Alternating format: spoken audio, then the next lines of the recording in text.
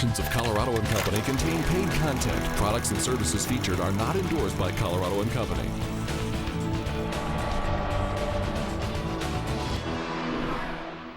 Welcome to this special edition of Colorado & Company. I'm Anabel Wernsman. Looking for a mini getaway this weekend? We'll look no further than the Lyman Heritage Museum, located just down the road on I-70. The Lyman Heritage Museum features a beautiful exhibit building, depot, one-room schoolhouse, saddle house, and so much more. Joining me today is Tony Wernsman, co-director of the Lyman Heritage Museum, and coincidentally, my dad. So thanks so much for joining us today. Thanks for inviting me. Well, no problem. So a common misconception about Lyman is that it's so far away. Where exactly is Lyman located? Well, a lot of people think Lyman is located in Kansas, but Lyman is actually, it's about halfway between Denver and Kansas, so it's about 80 miles from Denver, so about an hour, a little over an hour's drive. So that's not far at all. That's basically shorter than driving from one side of Denver to another to get there. Yes, it is. So then how long have you been a part of the Lyman Heritage Museum? My family moved there about 10 years ago, and one way we decided to meet people in Lyman was to join an organization. So we chose the Heritage Society because we like history, and so we got involved as soon as we moved there. So it's been about 10 years. Okay, so then give us a little history about the Lyman Heritage Museum. How long has it been around? Okay. In 1990, when the tornado went through downtown Lyman, it took out a lot of the historic buildings that were in town, and there was mainly one couple, but there was some other people in town. They got together and they said, if we want to save some of this history of Lyman, we need to get organized and do something about it. So in 1991, the tornado was 1990. In 1991, they formed the Heritage Society. So this is the 21st year of the Heritage Society being an organization. Okay, very cool. So tell us a little bit about some of the permanent exhibits that the museum houses. The depot was built, it's 102 years old now, and it's still on the original location of two major train tracks. So that was kind of interesting that there were two major trains that actually crossed in one location. Right. So that depot was really busy in the past. But the depot's still in its original location, which is somewhat rare because most depots get moved somewhere else. So, and we're on the historic, the Colorado Historic Register, the depot is. So there's the depot, and inside the depot there's the renovated, back to the 1940s era, is what we redid the depot to a couple of years ago. And there's also the Dan Houts Native American collection, arrowheads and spearheads and things along those lines that is in that building. The one-room schoolhouse, which was originally northeast of Lyman, got moved in several years ago. There's an old 1890s version boxcar that has saddles, old saddles and things like that in it. There's a chicken coop, sheep herder's wagon, old farm machinery, and then windmills, a lot of windmills on the property. And then they have an exhibit building that's about 10 years old also. And in there's some permanent exhibits of the old Gates Mercantile, which was the Woolworths or the Walmart of the day that was based in Lyman and some other towns around there, and an old 1930s era mock-up of what a house, inside of a house would have looked like. A weather station is permanent. A lot of different things, and so there's really a lot to see there. So in addition to that, are there any special exhibits?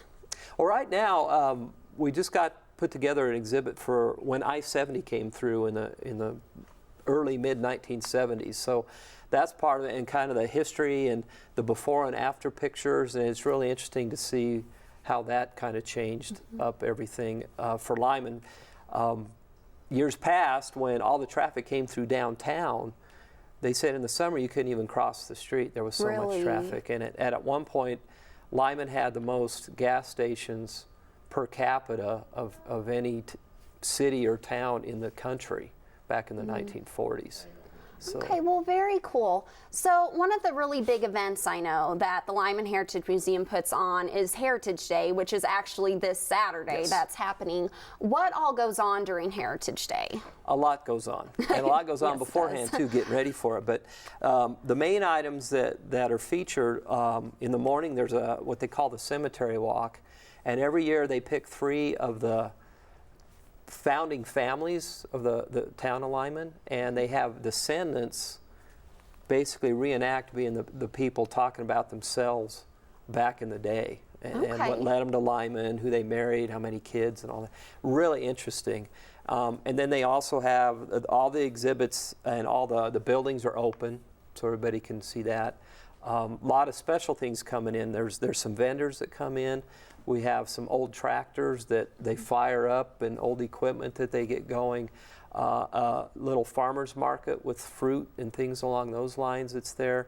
And for the kids, there's a barrel train that somebody always brings that the kids can ride around in. I'm too big for that now.